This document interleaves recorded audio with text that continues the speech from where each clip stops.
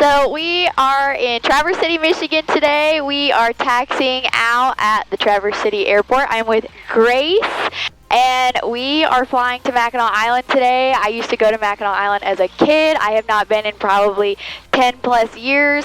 My husband, who's in the back, he has never been, and our dog Saber is joining us as well. So it's going to be a really fun day, and let's get it going. AOPA keeps flying safe, accessible, and fun by protecting your freedom to fly.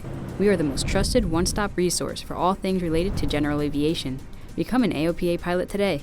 Cessna 54141, Traverse City Tower, runway 18, clear for takeoff, traffic, right base, runway 18, Cessna. 18, clear for takeoff, we'll be looking for that traffic, 54141.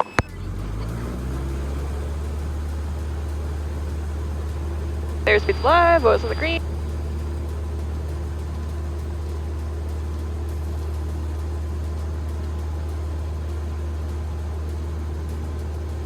So when was your first time on the island? My first time going to Mackinac Island, I was definitely under the age of 10. Definitely. You're little. I was young. You know, all my family lives downstate near Flint, and so we were up here visiting them, and obviously we came up here to see you and go to the island and everything. But I have never flown into Mackinac Island. I'm so excited. Your first time ever. Yeah, this is my first time flying in. So do you have some tips or tricks of the trade for flying in here? Like, you know, kind of walk us through that. So I don't know, like, how, as far as like for tips and tricks or anything, it's, you know, just be a safe pilot going over the water, make sure you're conscious of your surroundings, because there is a lot of traffic that goes up there, especially on a weekend like today. But I do recommend you avoid overflying the island. It does say that when you look at, you know, the airport directory, to avoid flying over the island. And that is just because when people go to the island, you're there because you get to step back in time. And I like to contribute and help preserve that whole aspect of the island. Sure. So really make sure that it's like you're stepping back into the 1800s. You got horses, you know, you've got this whole, you know, there's no cars on the streets, you know, everything is kind of old and vintage up there. And the best way to preserve that is to abide by those, you know, that nice little roundabout on the island, and make sure you don't overfly the island.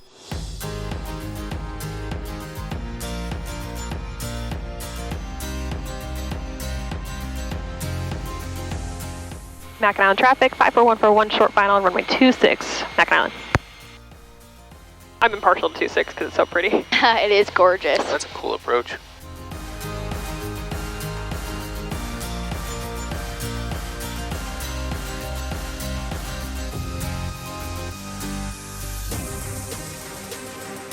Take a spot anywhere on the west side of the ramp, row 1, if you could, please.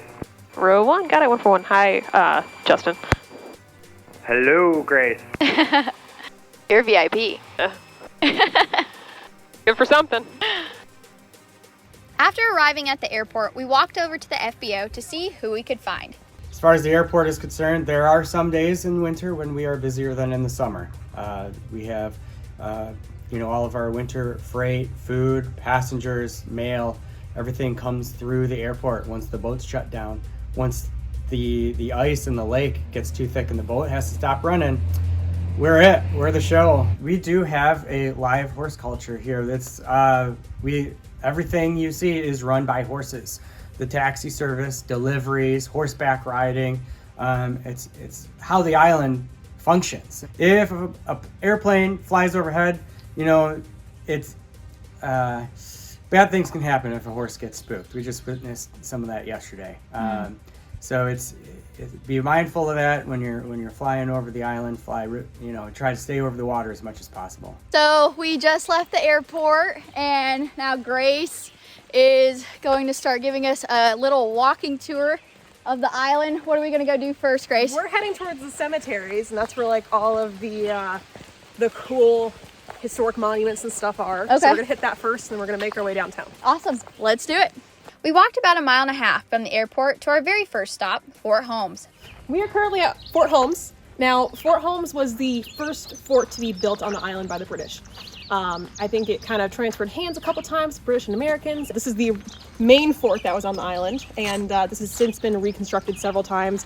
I think they did this right about the time I was leaving the island, so I don't know much else about it, but I know that it's a pretty cool spot to see because it's the highest point on the island, and you can kind of see out that way.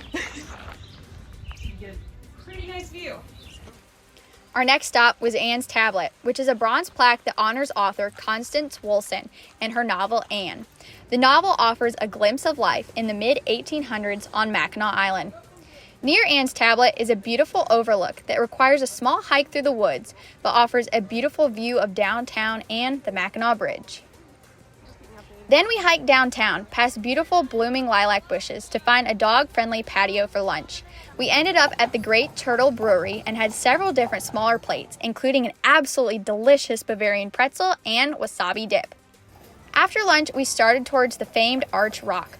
On the way, we stopped at the historic Mission Church, the oldest surviving church building in Michigan. It was constructed in 1830. Although the air temperature never climbed past 60 degrees, Sabre needed to stop for a drink in Lake Huron on our way to the rock. After a little more walking, we finally found our way to Arch Rock.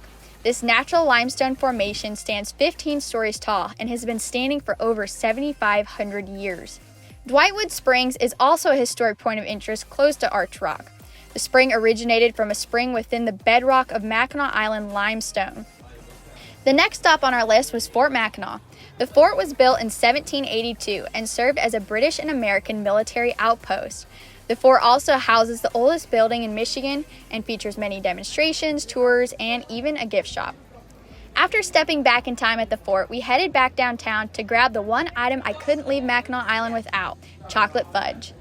Loaded up with fudge, we started heading back to the airport. On our way, Grace took us by her old school. We are in front of the Mackinac Island Public School. It is a K-12 school on Mackinac Island. I went to school here 8th grade through my senior year. I graduated in 2018. I had 4 kids in my class. Yeah, it was me, another girl, and 2 boys. Let's see, it's just like one really long hallway. So if you see the entrance over here, this is the kindergarten end, and then pretty much as you go down, the grades kind of go up, and then the high school is all the way at the other side. Our final must-see destination on the way back to the airport was the Grand Hotel. I can't wait to stay here one day. So we just got back to the airport, just started the airplane up, and we're going to head back to Traverse City. We had a super fun day on the island. How many miles did we walk? You said 7, but I had 7.7. 7 points. That's almost 8 miles. That's almost around the entire island. Oh my gosh. I think it's like 8. I guess it's 8.2 miles. I'm sorry. My feet hurt so bad. My knees hurt. Sabre is exhausted.